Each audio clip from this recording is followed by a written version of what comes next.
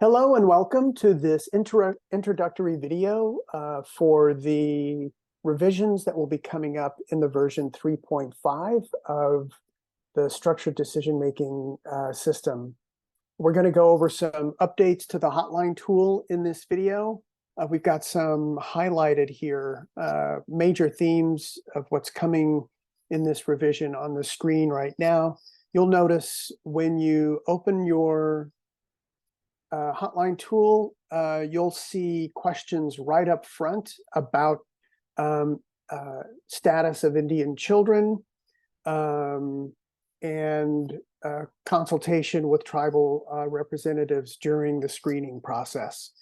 This is an attempt to, we'll talk a little bit more about this later, but this is an attempt to just get better at collaborating with tribes when children either we know or we have some reason to believe that they are eligible under Indian Child Welfare Act. You'll also notice some shifts in language around domestic violence, and that those items are hopefully better focused on the impact on the child, both physically and emotionally. You'll notice that we refer to substance-affected newborns instead of just exposed, and that is an attempt to better align with CARA.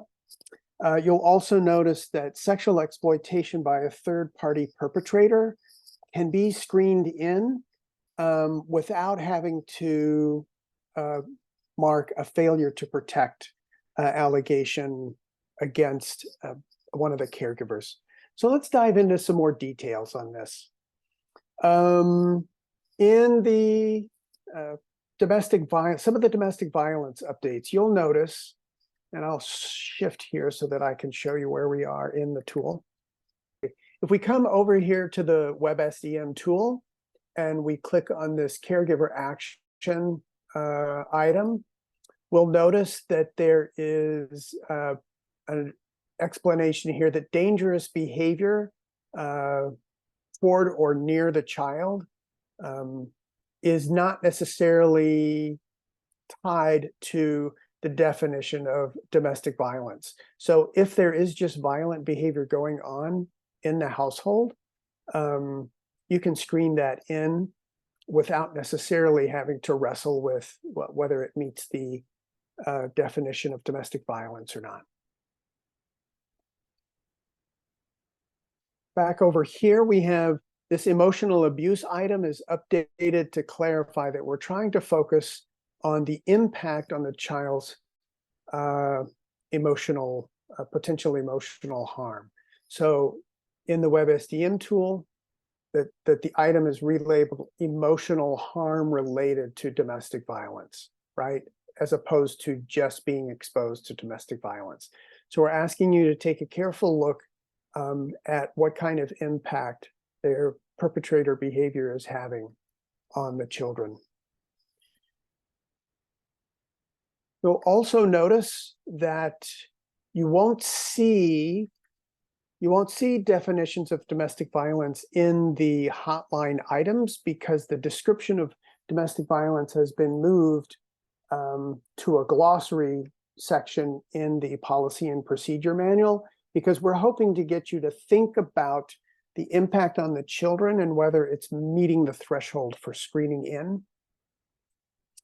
And finally, we've got some important updates around failure to protect, and that is designed to help us get to think about if a survivor in a domestic violence relationship is trying to cope with the situation as best they can, that we would want you to go look at the domestic violence related screening items so that we avoid alleging failure to protect against survivors who are trying to cope with the situation. Next, you'll notice that infants are described as substance affected as opposed to just substance exposed. And again, this is to put us in better alignment with the Comprehensive Addiction and Recovery Act. and the guidance that's been put out in All County Letter 1792 and 20-122. Finally, the sexual exploitation definition under sexual abuse is designed to give an opportunity for screening in this item and assessing for whether the caregiver has in fact attempted to be protective, and if they have been, to be able to screen this in again without having to do a failure to protect against the caregiver, if the caregiver has been acting protectively or has been attempting to act protectively.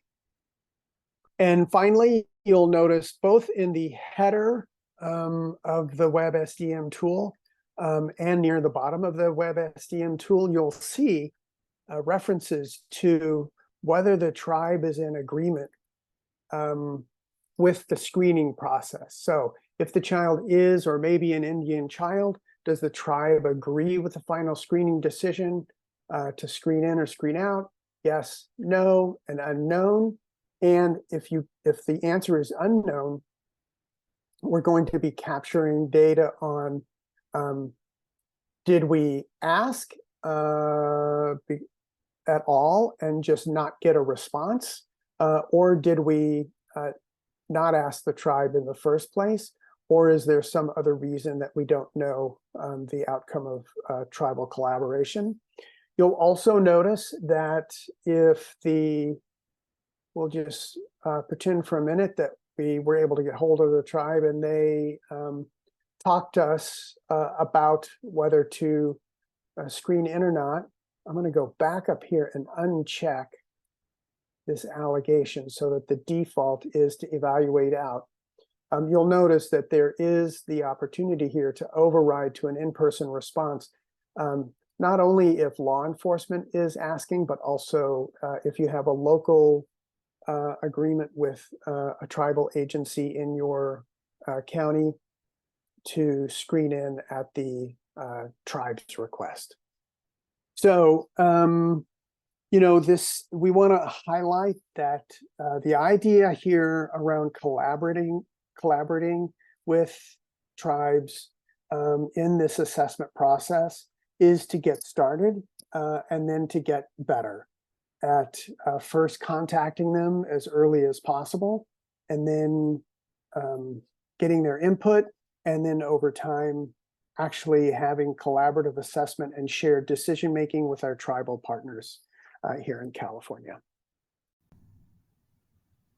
Thank you for taking the time to view this short video on the revisions that are coming up on the hotline assessment for version 3.5 of the structured decision-making system.